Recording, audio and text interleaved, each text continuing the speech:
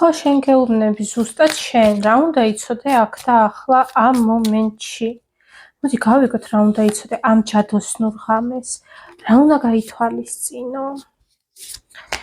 უნდა გაითვალისწინო ის და უნდა იცოდე, რომ შენს კონტროლ ქვეშ არის ყველაფერი. შენ ხარ ძლიერი ადამიანი, რომელმაც იცის რა სურვილები აქვს, რა უნდა ამ ცხოვრებაში.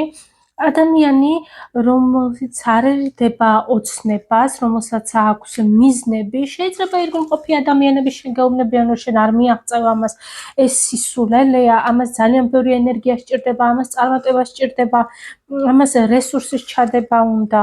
მაგრამ შენ ხო ძლიერი კაცი ხარ, შენ ხომ ძლიერი ქალი ხარ, შენ საერთოდ ძლიერი ადამიანი ხარ.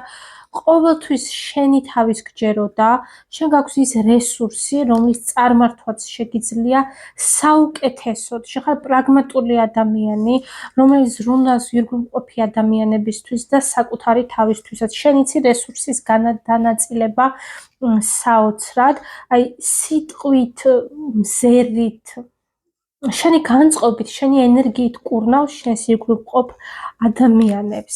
ანუ მოიკრიბე ძალა, მოიკრიბე ენერგია, ძალები, შეძახე შენ თავს, აი ხვალდირით რომ ადგები, უთხარი შენს თავს, რომ შენ ხარ ყველაზე მაგარი, ყველაზე ძლიერი და ვინც რაც არ უნდა რამეს გეუბნებოდეს, შენ ბოლომდე მიაწვევი შენ საქმეს. დღეს როგორც ლაივში ვილაპარაკე, არის ზამთრის მზებუდობა,